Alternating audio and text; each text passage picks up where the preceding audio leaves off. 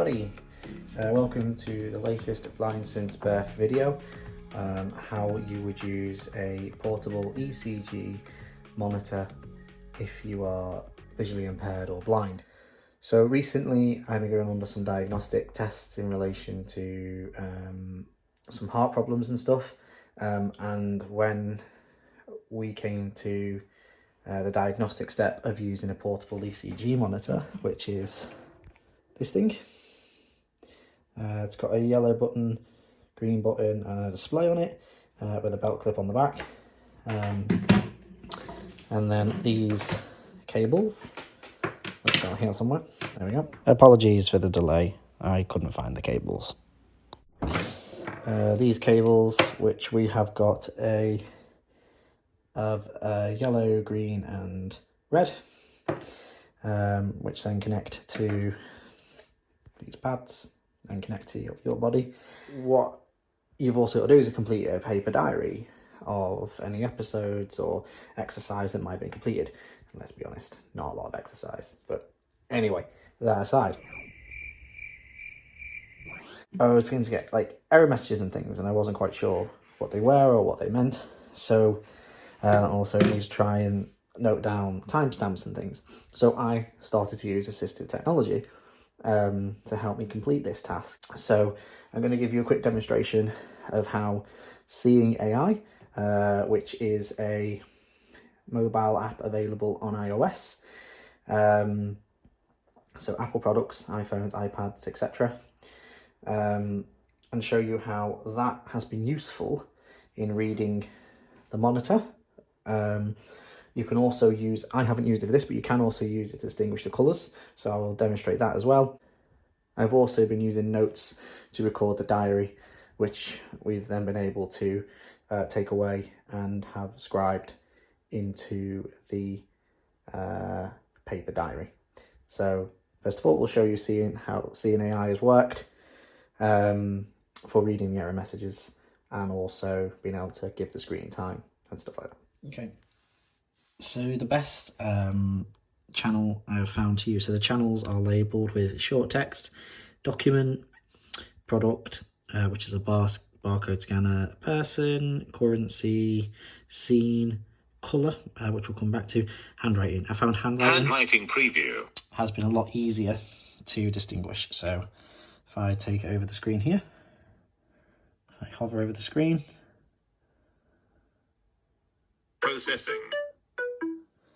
LifeGuard CF led off channels 1 and 218, 03.202325 recording. So as you can see, what it said there is lead off channels 1 and 2, and then given timestamp and also to say that it's been recording.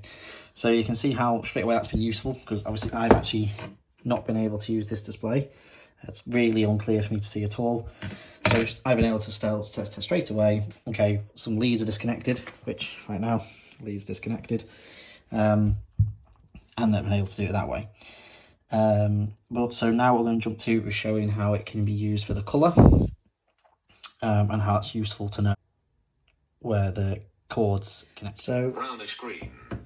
Another useful feature is obviously colours. So if I just turn the middle one over here and show you how it can be used to distinguish what the colour is. So I'm going to hover over. Grey and yellow. Grey. Grey and red. So grey. I'm just going to switch over to another screen. So as you can see, is that's been useful to label the red, green and yellow. Because what's important is you have to put the leads onto a specific part of your body. So the green goes onto your right hand side of your chest, the yellow goes in the center, and the red goes on the left hand side. So you can see how useful that's been in that sense. So also how technology has come in handy is also using notes. So using notes, I've been able to record some of the episodes, timestamps and things like that. So a lot easier than being able to write down on a piece of paper, and it means being able to go back and scribe it in.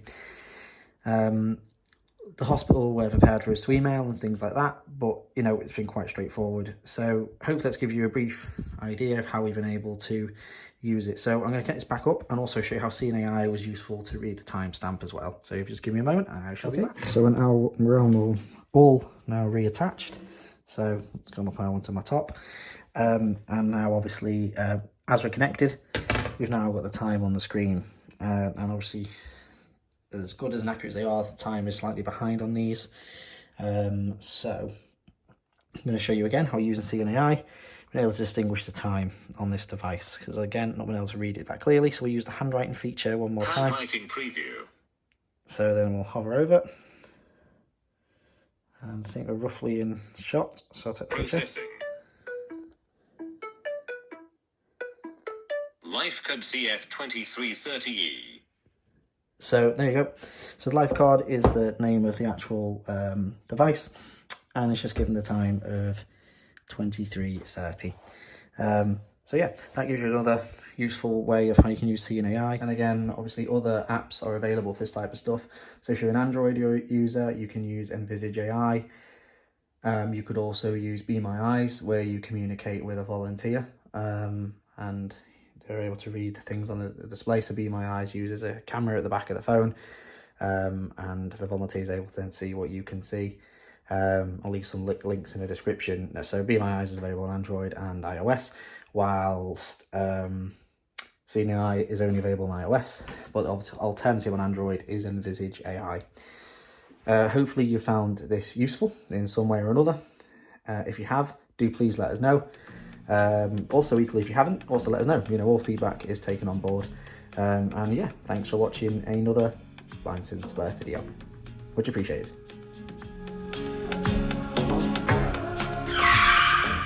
Hold on, here's an outtake for you. Record the, what do you call them?